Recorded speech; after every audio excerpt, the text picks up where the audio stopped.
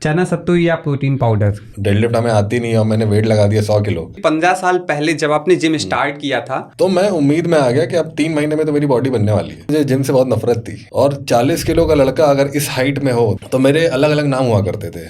Hanger, हवा चलेगी तो उड़ जाओगे। 2 शर्ट पहन के आया था। मुझे नहीं पता था कि वो इतना बैकफायर कर जाएगा। वो कहते थे 50 पुशअप मार, हैंडसम हो गए। पहले मतलब सप्लीमेंट वगैरह मंगा लेना चाहिए या एक बिगिनर्स को वीक में कितने दिन एक्सरसाइज करनी चाहिए? कैलोरी डेफिसिट का क्या रूल है? गेनिंग में बढ़ाया जाता है टोमॉफ, मीजोमॉफ, एंडोमॉफ। तो इंडियन के लिए प्रोटीन ज्यादा रिक्वायरमेंट है।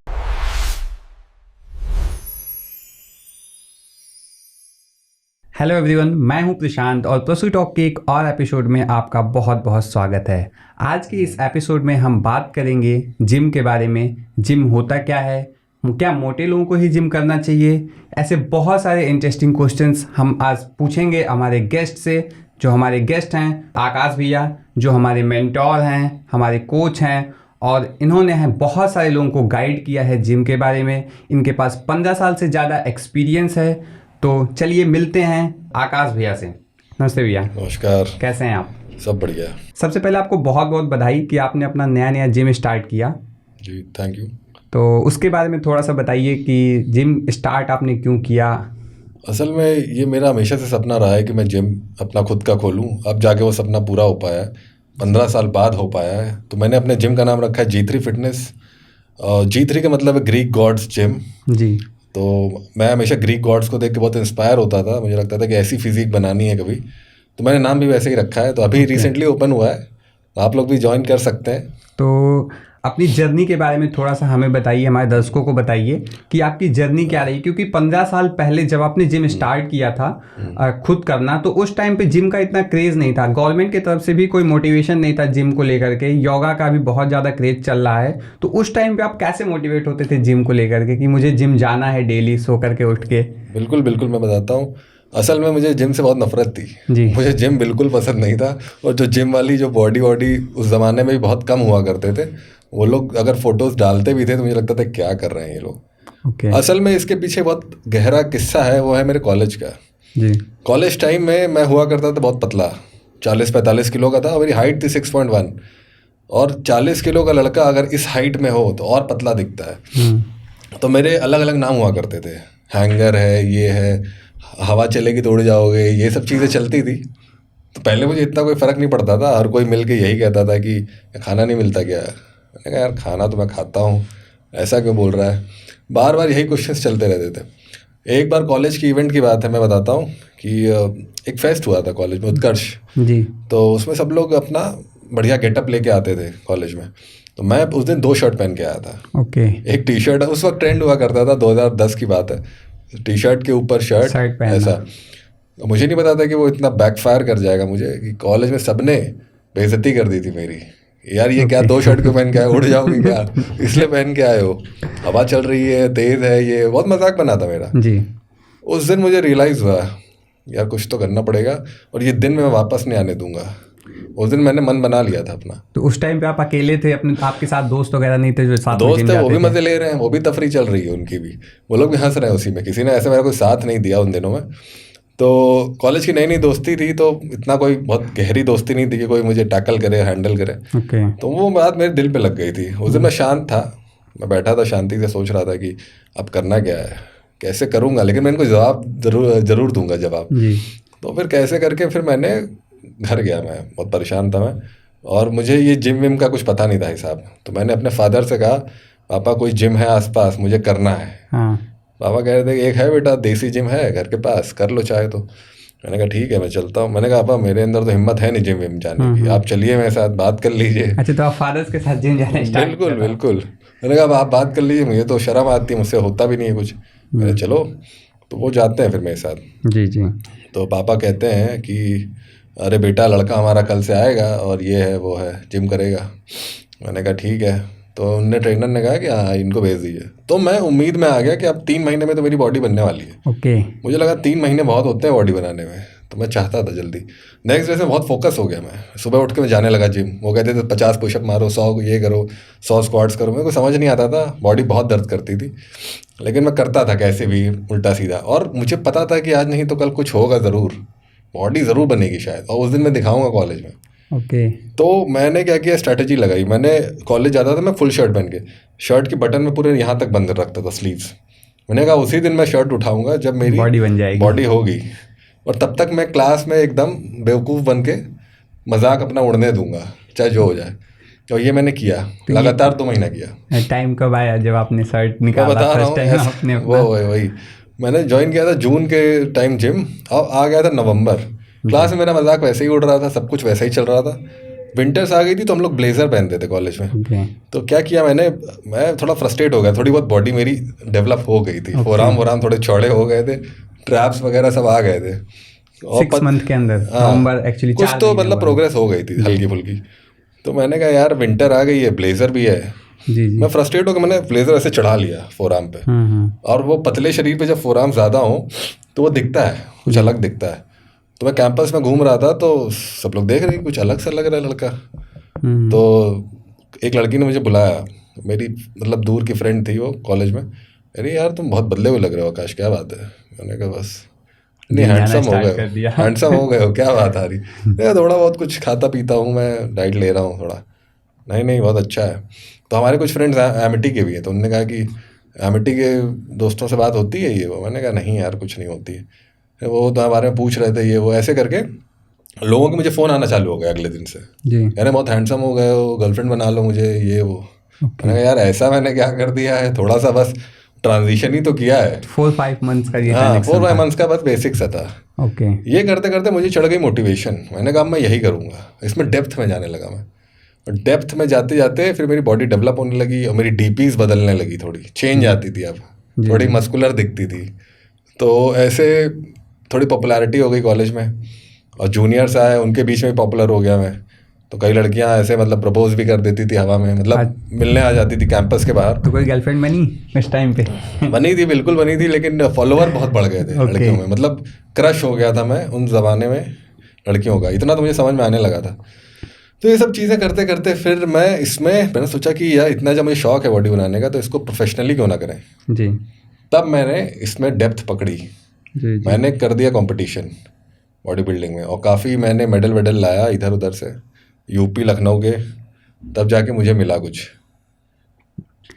ओके। ऐसे ऐसे मेरी जर्नी स्टार्ट हुई है, कि इनिशियल फेज है मेरी जर्नी का। अच्छा भैया ठीक है, आपने तो अपना मतलब जिम का करियर स्टार्ट किया, जिम स्टार्ट किया जाना। अगर कोई लड़की जिम जाना चाहती है तो उसको मतलब कैसे स्टार्ट करना चाहिए जिम? लड़की अगर जिम जाना चाहती है तो, क्योंकि बहुत सारी लड़कियों को ये प्रॉब्लम होता है, कुछ लड़कियां बोलती हैं कि मैं मोटी हूँ मुझे जिम करना चाहिए, बहुत सारी लड़कियां कहती हैं मैं बहुत पतली हूँ इसलिए मुझे जिम जाना चाहिए। तो इसका क्या कॉन्सेप्ट है, थोड़ा इसके बारे में बताइए। असल में ये है कि हमारे इंडिया में इतना जिम का कल्चर पहले था नहीं, और अभी थोड़ा बहुत रील्स के थ्रू पॉपुलर हुआ है जी। हम लोग को ऑटोमेटिकली फिट रहना चाहिए, जिम सबको करना चाहिए। ओके। चाहे वो मोटा हो चाहे वो पतला हो, रोज़ जिम करेंगे तो आप फिटनेस रहेगी, उठ बैठ पाएंगे, और किसी भी एज ग्रुप को जिम करना चाहिए। तो फिटनेस ओवरऑल बहुत नेसेसरी है। ये हमारे कंट्री में इतना प्रमोट नहीं होता है, बाहर की कंट्रीज़ में ये मतलब एक कल्चर है, रोज़ जिम जाते ही है हर कोई, ये कल्चर है। तो हम लोग को भी करना चाहिए, चाहे वो मोटा है चाहे वो पतला है चाहे वो लड़की है, जो भी है। तो फिटनेस के लिए ओवरऑल बहुत जिम ज़रूरी है। ओके। अच्छा, इस पॉडकास्ट को देखने के बाद अगर कोई मतलब अपना जिम स्टार्ट करना चाहे, कोई बिगनर, तो उसको मतलब स्टार्टिंग फेज में क्या करना चाहिए? पहले मतलब सप्लीमेंट वगैरह मंगा लेना चाहिए, यहाँ से स्टार्ट करना चाहिए, या फिर उसको मतलब कैसे स्टार्ट करना चाहिए जिम की? मुझे अभी मतलब आज से मुझे जाना है जिम, तो मैं क्या करूँ आज फर्स्ट डे? असल में कोई भी अगर जिम जा रहा है उसको पहले जिम जाना चाहिए बेसिक सा। ओके। और इतना हाई फाई ताम झाम में नहीं पड़ना चाहिए, नॉर्मल लोअर टी शर्ट में जाए, अपना बेसिक्स पहले बेसिक्स तो सीखे, नॉर्मल वर्कआउट सीखे। आजकल रील्स में एक से एक टेढ़े मेढ़े वर्कआउट है, उन सबसे कुछ नहीं होना है, हमेशा बेसिक्स पे जाना चाहिए। Bench press, squats, deadlift, normal जो एक्सरसाइजेज हैं लाइट वेट से करना है। पॉस्चर पे ध्यान दे आदमी पहले 6 महीना, उसके बाद धीरे धीरे वेट को लोड करे, प्रोग्रेसिव ओवरलोड उसको कहते हैं। तब उसकी बॉडी डेवलप होना स्टार्ट हो जाएगी 6-7 महीने बाद। कंसिस्टेंसी के बाद ही बॉडी आती है। Okay. तो स्टार्ट तो करना बहुत ज़रूरी है। ओके। अच्छा, ये इस मुझे एक क्वेश्चन अभी जस्ट याद आया कि पॉस्चर पे ज़्यादा ध्यान देना चाहिए या फिर वेट उठाने पे ज़्यादा ध्यान देना चाहिए? ऑब्वियसली पॉस्चर पे ही ध्यान देना चाहिए। अगर हम डेडलिफ्ट हमें आती नहीं और मैंने वेट लगा दिया 100 किलो जी, तो मेरी कमर ही टूटनी है। तो फिर मैं पहले पॉस्चर बनाऊंगा 3-4 महीने, तब मुझे लगेगा, कॉन्फिडेंस आएगा कि मैं वेट उठा सकता हूँ, तब मैं वेट ऐड करता जाऊँगा। हमेशा पॉस्चर पे ध्यान देना चाहिए। ओके। आपने बताया कि रील्स देख करके लोग ज़्यादा मोटिवेट होते हैं, तो बहुत सारे रील्स मतलब ऐसे भी बन रहे हैं कि जो फालतू एक्सरसाइज बताते रहते हैं, तो उसके बारे में क्या कहेंगे कि क्या मतलब एक बिगनर्स को रील्स के अकॉर्डिंग एक्सरसाइज करना चाहिए, या फिर अपना मतलब पर्सनल कोच रखना चाहिए, या फिर नॉर्मल कोच से भी काम चल सकता है? नहीं, हमेशा नॉर्मल कोच से काम चल सकता है, ना सेल्फिश बस ना हो कोच, फ्रेंडली हो थोड़ा कोच और बताए, जेन्युइन सजेशंस दे, तभी बॉडी बन सकती है। क्योंकि ऐसे मिसयूज़ करने वाले कोचेस तो बहुत हैं। पर्सनल कोच पे भी अभी कोई जाने की ज़रूरत नहीं है स्टार्टिंग में। बेसिक्स पता होने चाहिए हर चीज़ के, हर मसल के, तब जाके उसकी पोस्चर इंप्रूव होगा, बॉडी डेवलप होगी। ओके।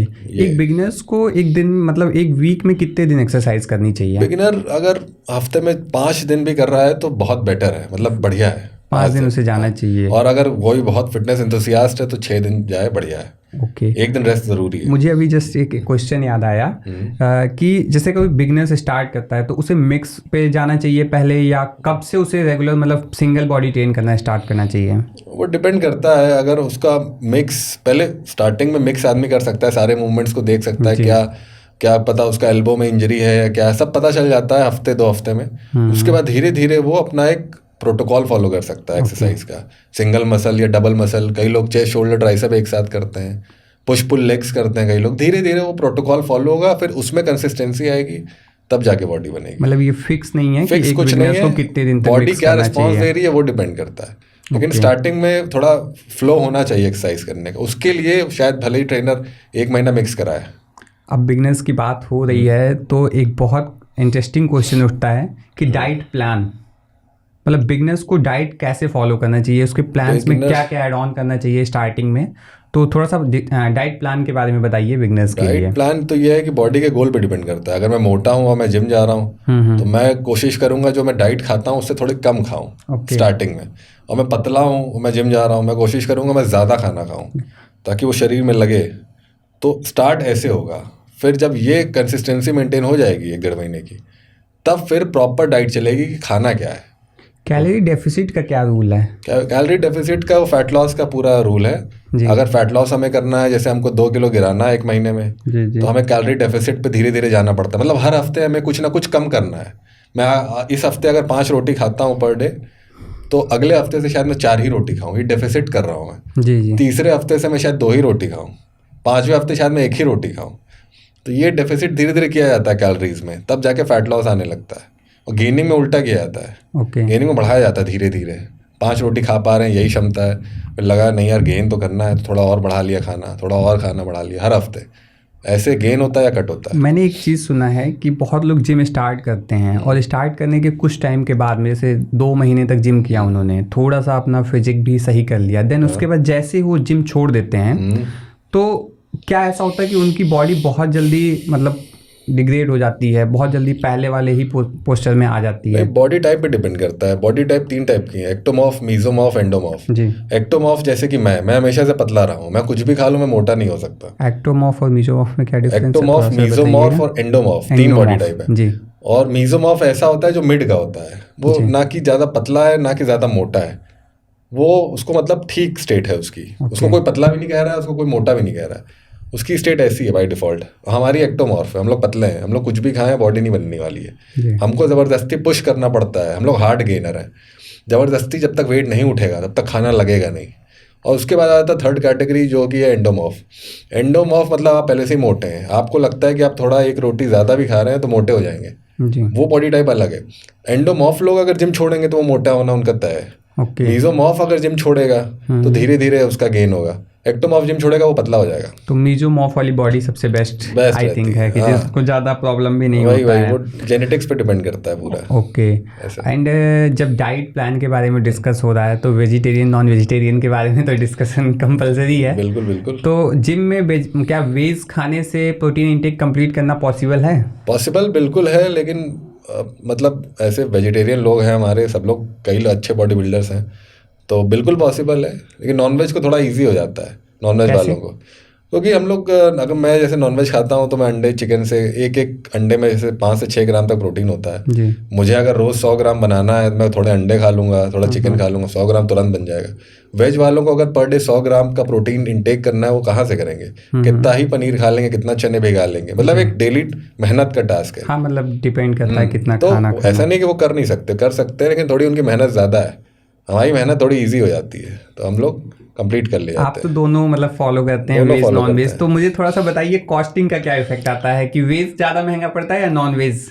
नहीं, वेज तो ऑब्वियसली बहुत सस्ता है। अच्छा। लेकिन उसकी क्षमता प्रोटीन इंटेक को पूरा करने में, प्रोटीन इंटेक की वेज सस्ता है, लेकिन उतना उसका एब्जॉर्प्शन नहीं है उसका, और मतलब ज़्यादा खाना पड़ेगा वेज, तब जाके थोड़ा सा कंप्लीट होगा। नॉन वेज का क्या है, सेलेक्टिव खाया ज़्यादा कंप्लीट हो जाता है। ओके। तो कॉस्टिंग मैं कहूँगा वेज कंपैरिजन में वेज सस्ता है। ओके। नॉन वेज थोड़ा सा महंगा है। प्री वर्कआउट और पोस्ट वर्कआउट, इसको लेकर के जिम में थोड़ा सा बहुत ज़्यादा वो रहता है। तो प्री वर्कआउट में क्या लेना प्रेफर करना चाहिए और पोस्ट वर्कआउट में क्या लेना प्रेफर करना चाहिए? प्री वर्कआउट में हमको ऐसा कुछ खाना है जिससे हमें एनर्जी बनी रहे जिम में। ओके। अगर मैं पावर लिफ्टर हूँ तो मैं अच्छा खाना खाऊंगा, मतलब केले खाऊंगा, 1-2 ओट्स खा के आऊँगा, तब मुझे स्ट्रेंथ मिलेगी। प्री वर्कआउट में हमेशा वो चीज़ खानी चाहिए जो स्ट्रेंथ दे। कई लोग प्री वर्कआउट सप्लीमेंट्स भी लेते हैं। सप्लीमेंट का काम ये है कि वो तुरंत 1-1.5 घंटे की स्ट्रेंथ देता है। ओके। सप्लीमेंट के थ्रू, मतलब उसमें ऐसी चीज़ होती हैं आर्जिनाइन, बीटा एलेनिन और बहुत सिट्रुलिन, ऐसी चीज़ों का कॉम्बिनेशन होता है कि फोकस भी मिले और स्ट्रेंथ भी मिलती है। कई लोग प्री वर्कआउट लेके आते हैं, उसके साथ भी केले खा लेते हैं। तो डिपेंड करता है कि गोल क्या है, उसके हिसाब से प्री वर्कआउट खाना चाहिए। अगर हमको फैट लॉस करना है तो हम शायद कुछ ना खा के जिम करें, ये भी सही रहता है। कई लोग कॉफ़ी पी के ही जिम कर लेते हैं, उनको लगता है कि प्री हो गया। देन प्री वर्कआउट के बाद अपना प्रॉपर वर्कआउट करो। देन पोस्ट वर्कआउट में क्या होना चाहिए? पोस्ट मतलब पोस्ट का मतलब आफ्टर वर्कआउट के बाद। वर्कआउट के बाद बॉडी को क्या चाहिए? प्रोटीन। हमेशा बॉडी को हम लोग प्रोटीन्स मतलब मसल्स को तोड़ते हैं तो उसको रिकवरी चाहिए, और ग्लाइकोजन हमारे सब डिप्लीट हो जाते हैं, उसको एनर्जी चाहिए कहीं से भी।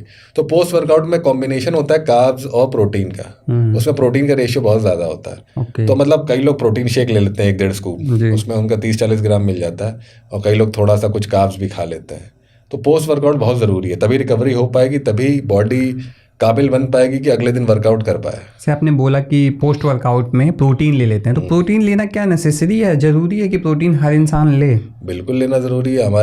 हम सबको, मतलब इंडियंस में हम सबको प्रोटीन की बहुत डेफिशिएंसी है। मतलब अगर देखा जाए सर्वे में, क्वेश्चन ये भी आता है कि इंडियन खाने और वेस्टर्न खाने में प्रोटीन का बहुत ज़्यादा इशू होता है, तो इंडियन के लिए प्रोटीन ज़्यादा रिक्वायरमेंट है या? बिल्कुल ज़्यादा रिक्वायरमेंट। हम लोग घरेलू लोग कहाँ प्रोटीन इतना खा पाते हैं? दाल चावल खाते हैं, बेसिक आदमी क्या खाता है? दाल चावल सब्जी रोटी, उसमें प्रोटीन है ही नहीं। बॉडी को प्रोटीन चाहिए अगर उसको फिट रखना है, तो फिटनेस आएगी सिर्फ प्रोटीन से। दाल चावल में इतना प्रोटीन नहीं होता है, और बॉडी बिल्डर्स लोग स्पेशल एक्स्ट्रा प्रोटीन लेते हैं, तब वो फिट दिख पाते हैं। चाहे वो पाउडर के थ्रू हो, चाहे नॉनवेज के थ्रू हो। तो इन्वेस्टमेंट है ये प्रॉपर नॉनवेज की। जैसे मान लीजिए कोई वर्कआउट स्टार्ट करना चाहता है, तो मॉर्निंग में वर्कआउट करे या इवनिंग में वर्कआउट करे? मॉर्निंग का वर्कआउट बेटर होता है या इवनिंग का वर्कआउट बेटर होता है, या किसी भी टाइम वर्कआउट इंसान कर सके? इसके बारे में थोड़ा सा बताइए कि वर्कआउट का सही टाइम क्या होना चाहिए।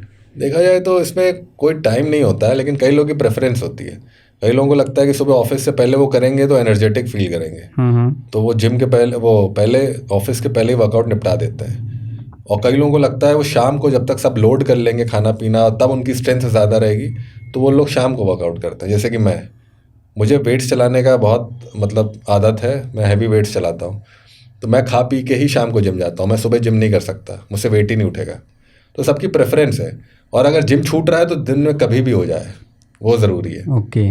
तो ये होना चाहिए बस। तो एक क्वेश्चन, पर्सनल क्वेश्चन है मेरा, कि आप प्रोफेसर हैं, आप जिम ट्रेनर हैं, आप जिम ओनर हैं, कैसे मैनेज करते हैं ये सारी चीज़ें एक साथ? सब मैनेज हो जाता है। कैसे, वही तो जानना चाहते हैं कैसे। उसके बाद मैंने आपसे टाइम लिया आज पॉडकास्ट के लिए, कैसे ये सारी चीज़ें मैनेज हो रही हैं आज के टाइम में? असल में ये फिटनेस से रिलेटेड कुछ भी, मैं पैशनेट हूँ इसलिए मैं ये कर पाता हूँ, ईजी लगता है कोई भी चीज़।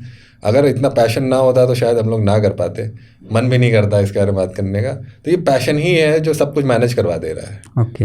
वरना ना हो पाता है। लास्ट टाइम आपने अपना ट्रांसफॉर्मेशन कब किया था? मैंने अभी किया है, रिसेंटली किया, 1-1.5 महीने पहले किया है। आपको कितना टाइम लगता है एज ए कोच? मुझे ज़्यादा से ज़्यादा 1 महीना लगता है, 1 महीने में अपने आप को बदलने में। ओके। उसके बाद में परफेक्शन में 1-2 महीना और लग जाएगा, लेकिन बदल तो मैं 1 महीने में देता हूँ।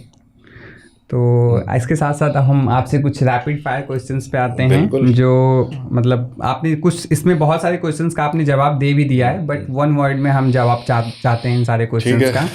तो रैपिड फायर में मॉर्निंग वर्कआउट या इवनिंग? इवनिंग। कार्डियो और weight training? Weight training. Egg या पनीर? एग। चीट मील या चीट डे? Cheat day. चना सत्तू या protein powder? Protein powder. Favourite Bollywood fit body? Hrithik Roshan. Hrithik Roshan की बात आई तो मेरा एक क्वेश्चन है कि आपके जिम का नाम है G3। ग्रीक गॉड्स एक टाइम पे ऋतिक रोशन जी को भी बोला जाता था, तो क्या वहीं से इंस्पायर्ड है? नहीं, ऐसा भी नहीं कह सकते हैं, क्योंकि मैंने बहुत माइथोलॉजी में देखा है कि ग्रीक गॉड्स हमारे हुआ करते थे, उनकी बहुत अच्छी फिजिक हुआ करती है। वो तो हम लोग, अच्छी बात है कि ऋतिक जी को भी उसी सिमिलैरिटी से कंपेयर करते हैं, तो ऐसा कोई डायरेक्ट लिंक नहीं है, लेकिन दिमाग में मेरे रहता है कि ग्रीक गॉड्स मतलब फिट लोग और वो माइथोलॉजिकल पावरफुल लोग, तो वैसे मैंने एक मेरा और क्वेश्चन है आपसे जो मिस हो गया था। चना सत्तू और प्रोटीन, इसको लेकर के बहुत सारी कंट्रोवर्सी है यूट्यूब पे, तो इसमें आपका क्या कहना है कि चना सत्तू क्या मतलब रियल में प्रोटीन इंटेक पूरा करता है या बस एक मिथ है? करता है, लेकिन उसकी एब्जॉर्प्शन पावर उतनी है नहीं, मतलब बहुत ज़्यादा चना सत्तू ये सब लग जाएगा तब जाके वो एक स्कूप प्रोटीन के बराबर हो पाएगा। ओके। तो कोई मतलब नहीं है इतना ज़्यादा सब कंज्यूम करने का। ओके। बॉडी को मतलब कुछ इतना हार्म देने की ज़रूरत नहीं है, एक स्कूप आदमी खा के अच्छा प्रोटीन ले सकता है। प्रोटीन पाउडर की अगर बात हो रही है तो क्या इसके कुछ साइड इफ़ेक्ट भी हैं? साइड इफ़ेक्ट हो सकते हैं, अगर कहाँ से प्रोटीन लिया है, क्या वो जेन्युइन प्रोडक्ट है, क्या वो फेक है, वो डिपेंड करता है कि कौन सा डीलर है हमारा। ओके। अगर फेक है तो वो तुरंत साइड इफेक्ट दे देगा, लिवर किडनी पे असर आ जाएगा, ब्लड टेस्ट कराएंगे तो रिपोर्ट डिफेक्टिव आएगी। अगर प्रोटीन अच्छा है तो कोई प्रॉब्लम नहीं है। फेक प्रोटीन को कैसे पहचाना जाता है? पहचानने पे बहुत वीडियोस पड़ी है नेट पे, बहुत से प्रोसेसेस हैं, मिक्स नहीं होता है प्रोटीन, अजीब सा दिखता है, अजीब सी स्मेल आती है, उसमें पैकेजिंग सही से नहीं होती है, रैपर फटा रहता है, बहुत सी चीज़ें हैं पॉइंट्स पकड़ने के लिए। और कई लोग तो इतना अच्छा पैकेजिंग करते हैं पता ही नहीं चल सकता कि फेक है कि नहीं, तो पूरा डीलर पे डिपेंड करता है कि आपका कौन सप्लायर है। अच्छा, बिगनर्स को जब स्टार्ट करते हैं जिम तो उनका एक प्रॉब्लम होता है कि वो प्रोटीन पाउडर को भी एस्ट्रॉइड से कंपेयर कर देते हैं, तो क्या प्रोटीन पाउडर एस्ट्रॉइड है या एस्ट्रॉइड्स के बारे में भी हम आगे बात करते हैं? तो प्रोटीन के पाउडर के और एस्ट्रॉइड्स में डिफरेंसेस हैं? बिल्कुल है, प्रोटीन पाउडर तो एक नॉर्मल सप्लीमेंट है जी, सप्लीमेंट हमारे, लेकिन इंडियन में कुछ भी हम लोग एक्स्ट्रा लेते हैं तो वो उनको वही लगता है कि कुछ गलत ले रहे हैं या कुछ है, लेकिन ऐसा कुछ नहीं। प्रोटीन पाउडर बहुत बेसिक सी चीज़ है, वो हर आदमी को लेना चाहिए। प्रोटीन कहाँ से कंप्लीट होगा रोज? या तो रोज नॉनवेज खाएं या तो रोज प्रोटीन पाउडर ही खाएं, कुछ तो खाएं, डाइट तो कंप्लीट करनी है। और स्टेरॉइड्स पूरी अलग चीज़ है। तो थोड़ा सा एस्टेरॉइड्स के बारे में बताइए, क्योंकि मुझे भी इसके बारे में बहुत ज़्यादा नॉलेज नहीं है, तो एस्टेरॉइड्स के बारे में थोड़ा सा आप बताइए। स्टेरॉइड्स मतलब एनाबॉलिक स्टेरॉइड्स होते हैं और कॉर्टिकोस्टेरॉइड्स होते हैं। कॉर्टिकोस्टेरॉइड्स अलग होते हैं, वो डॉक्टर लोग यूज़ करते हैं, उसका अलग पर्पस है। Anabolic steroids body builders use करते हैं। एनाबॉलिक स्टेरॉइड वो होता है ऐसे स्टेरॉइड्स जो बॉडी में एक एनाबॉलिक नेचर क्रिएट करते हैं। एनाबॉलिक नेचर मतलब muscle building, muscle building create होते हैं ऐसे कुछ मेडिसिन से जिससे मसल बढ़े जी। वो इतना प्रोटीन सिंथेसिस को बढ़ा देते हैं। अभी जैसे कि मैं रोज 100-150 ग्राम प्रोटीन खा रहा हूँ, मेरी बॉडी में भले ही ना लगे, शायद उतना अब्जॉर्ब भी ना होता हो, शायद उतना रिस्पॉन्स भी ना आता, लेकिन अगर मैं वो लूँगा तो मेरी बॉडी की लिमिट बढ़ जाती है। अब मैं कुछ भी खाऊंगा वो शरीर में लगेगा। मैं शोल्डर वर्कआउट करके आया हूँ नॉर्मल दिनों में तो शायद उतना रिकवरी ना हो, अगले दिन शायद दर्द भी रहे या उतनी बॉडी भी ना बने मेरी, लेकिन मैंने स्टेरॉइड लेके शोल्डर वर्कआउट किया और डाइट भी मेरी अच्छी है तो बहुत अच्छी फास्ट डेवलपमेंट होता है, फास्ट प्रोसेसिंग होती है। तो लगता है कि ऐसा क्या खा लिया या क्या लगा लिया कि बॉडी इतनी किया है कभी आपने? यूज़ मैंने कभी एक बार 1-2 बार हल्का फुल्का तो चेक किया ही है। तो मतलब आपने यूज़ किया है कभी? हल्का फुल्का किया है। ओके, कब किया था आपने? बहुत पहले किया है, मतलब काफ़ी यंग एज में किया है, ज़्यादा नहीं करना चाहिए। मैं अपने दर्शकों को बताना चाहता हूँ कि हम यहाँ एस्टेरॉइड्स को प्रमोट नहीं कर रहे हैं, बट हम सर से बस एस्टेरॉइड्स के बारे में थोड़ा सा जानना चाहते हैं। बिल्कुल, इसको ऐसे यूज़ नहीं करना चाहिए, बहुत अलग चीज़ है, बहुत अलग मेडिसिन है और साइड इफेक्ट्स बहुत भयानक देती है। तो बहुत बच के करना है। कितने दिनों तक आपने एस्टेरॉइड्स यूज़ किया था? अरे वो डिपेंड करता है कि ड्यूरेशन क्या है किसी भी मेडिसिन का। अब कई लोग 1-1.5 महीना चलाते हैं, कई लोग 2 महीना चलाते हैं और कई ना समझ लोग साल भर चलाते हैं। एस्टेरॉइड्स पे क्या मतलब बिगनर्स को कभी जाना चाहिए? बिल्कुल नहीं जाना चाहिए। अगर आदमी को 5-6 साल हो गए और बॉडी का नॉर्मल लेवल आ चुका है, अब रिस्पॉन्स नहीं दे रही है, प्लेट्यू आ गया है, वो ब्रेक नहीं हो रहा है, तब आदमी को थोड़ा बहुत शिफ्ट कर सकता है, वो भी किसी की गाइडेंस में, कोच की। कोच की गाइडेंस खुद तो ना ही करे, वरना उसको बहुत प्रॉब्लम होने वाली है और वो झेल जाएगा फिर।